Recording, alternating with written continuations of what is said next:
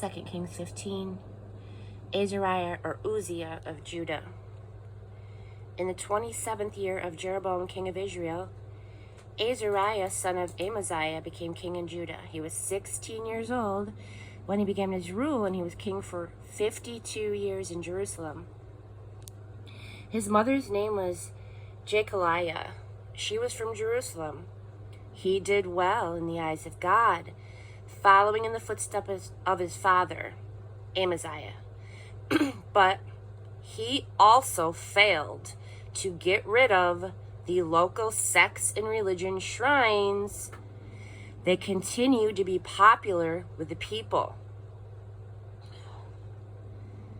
God afflicted the king with a bad skin disease until the day of his death.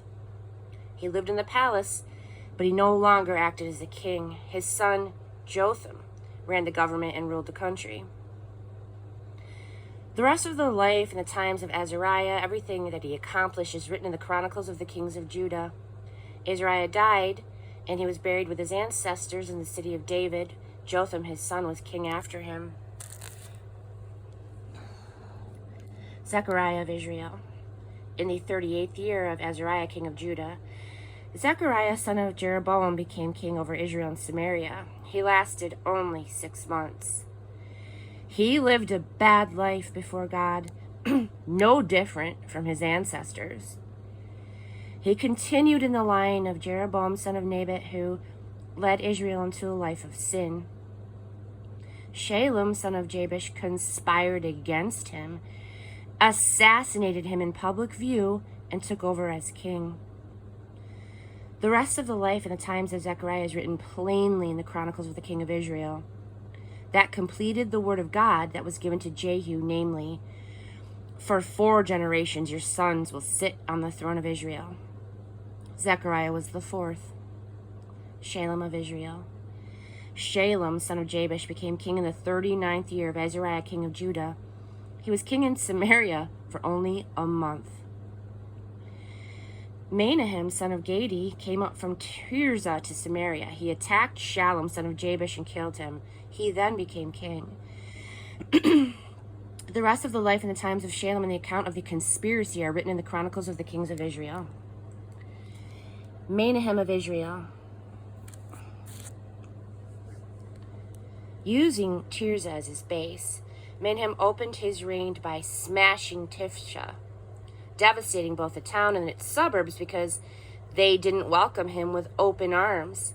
He savagely ripped open all of the pregnant women.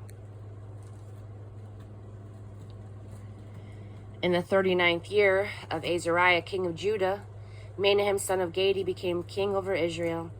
He ruled from Samaria for 10 years. As far as God was concerned, he lived an evil life. Sin for sin.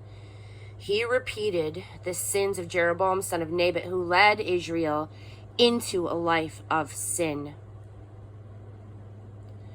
Then Tiglath-Pileser III, king of Assyria, showed up and attacked the country, but Menahem made a deal with him. He bought his support by handing over about 37 tons of silver.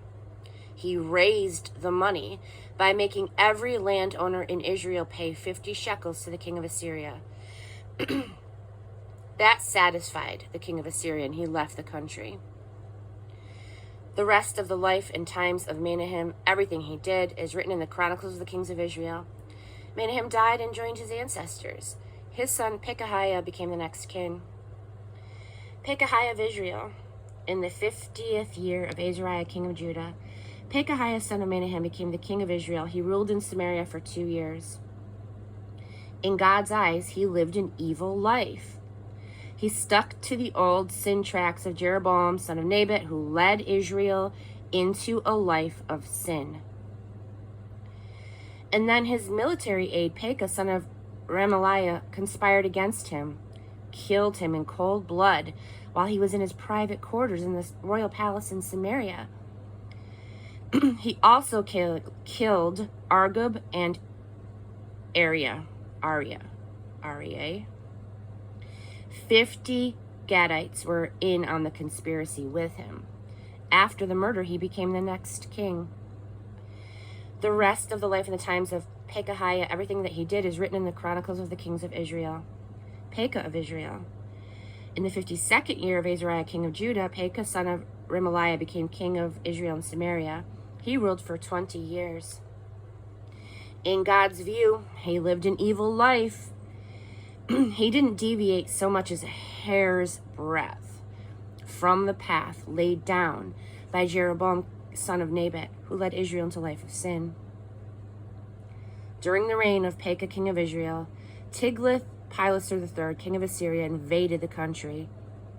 He captured Ion, Abel-Beth-Maachah, Genoa, Kadesh, Hazor, Gilead, Galilee, the whole country of Naphtali, and took everyone captive to Assyria.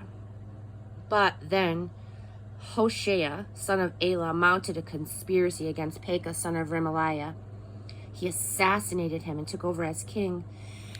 This was in the 20th year of Jotham, son of Uzziah. The rest of the life and times of Pekah, everything that he did, is written in the Chronicles of the Kings of Israel. Jotham of Judah. In the 2nd year of Pekah, son of Remaliah, king of Israel, Jotham, son of Uzziah, became king in Judah. He was 25 years old when he became king, and he reigned 16 years in Jerusalem. His mother's name was Jerusha, daughter of Zadok. He acted well in God's eyes, following in the steps of his father Uzziah.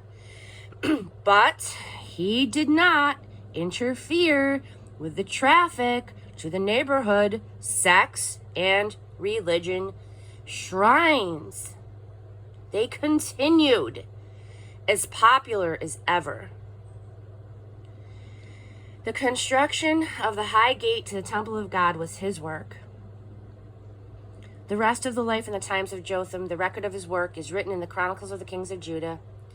It was during these years that God began sending Rezin, king of Aram, and Pekah, son of Remaliah, to attack Judah. Jotham died and joined his ancestors. They buried him in the family cemetery in the city of David. His son Ahaz was the next king.